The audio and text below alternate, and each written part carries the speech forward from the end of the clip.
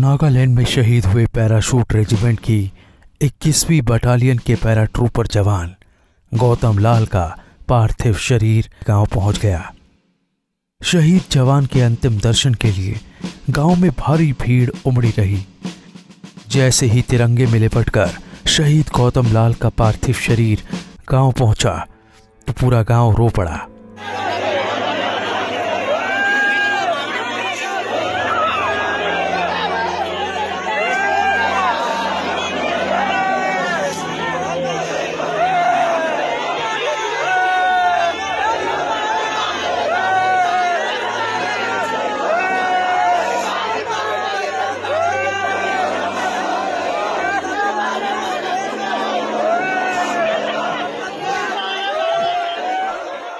इस दौरान पूरा गांव गमगीन हो गया। शहीद गौतम लाल के लिए सभी की आंखों से आंसू निकले तो उनकी शहादत पर लोग गर्व भी महसूस कर रहे थे।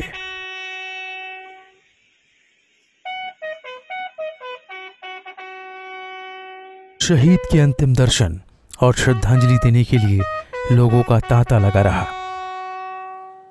अमर रहे गौतम तेरा ये बलिदान, याद रखेगा हिंदुस्तान। जब तक सूरज चांद रहेगा गौतम तेरा नाम रहेगा। जब तक सूरज चांद रहेगा गौतम तेरा नाम रहेगा। जब तक सूरज चांद रहेगा गौतम तेरा नाम रहेगा।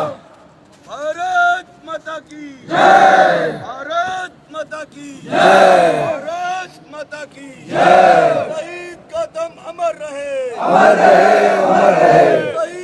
एम्स ऋषिकेश से उनका पार्थिव शरीर सैनिक सम्मान के साथ उनके पैतृक गांव टिहरी के नौली गांव रवाना हुआ था।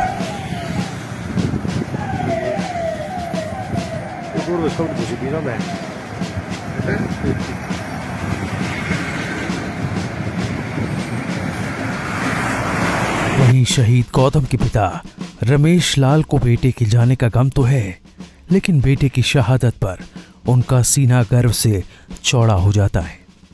उन्होंने सेना के अधिकारियों से बात करते हुए अपने दूसरे बेटे को भी सेना में भेजने की इच्छा जाहिर की। उन्होंने कहा कि वो अपने बेटे को सेना में भेजकर देश की सेवा करना चाहते हैं। जानकारी के मुताबिक शहीद बेटे गौतम के बलबूते ही पूरे परिवार का भरण पोषण होता था। परिवार में एक वही थे जो नौकरी पर थे। गांव वाले बताते हैं कि शहीद गौतम क्षेत्र के युवाओं के लिए प्रेरणा स्रोत हैं। जब वो घर छुट्टी में आते थे तो नवयुवकों को सेना में जाकर देश सेवा के लिए प्रेरित करते थे। लोगों ने बताया कि वो युवाओं को प्रेरित करने के साथ ही ट्रेनिंग के तौर तरीके भी बताते थे। टिहरी जिले के हिंसरिया हाल क्षेत्र के नौली गांव के रमेश लाल और रूपा देवी के सबसे छोटे बेटे साल 2018 में पैराशूट रेजिमेंट की 21वीं बटालियन में भर्ती हुए थे। इन दिनों वो नागालैंड ड्यूटी में थे। गौतम 5 भाइयों में सबसे छोटे थे। उनकी 3 बहनें हैं। पिता रमेश गांव में मेहनत मजदूरी का काम करते हैं। राजकीय इंटर कॉलेज हिंसरिया खाल से इंटरमीडिएट की पढ़ाई करने के बाद वो सेना में भर्ती हो गए थे। रविवार सुबह ग्राम प्रधान नौली सुरेशी देवी के मोबाइल फोन पर नागालैंड से किसी सैन्यकर्मी की कॉल आई कि गौतम गोली लगने से शहीद हो गए हैं, जिस पर प्रधान के पति ने गौतम के भाई को उक्त फोन नंबर देते हुए कॉल करने को कहा। गौतम के भाई सुरेश को भी फोन पर उसके शहीद होने की सूचना दी गई। उनकी शहादत की सूचना मिलते ही सुरेश जमीन पर गिरकर रोने लगे। हालांकि माता पिता को यही बताया कि गौतम गोली लगने से घायल हो गया। ग्रामीणों और रिश्तेदारों के घर आने का सिलसिला शुरू हुआ तो अन्य परिजनों को भी उसके शहीद होने का आभास हो गया।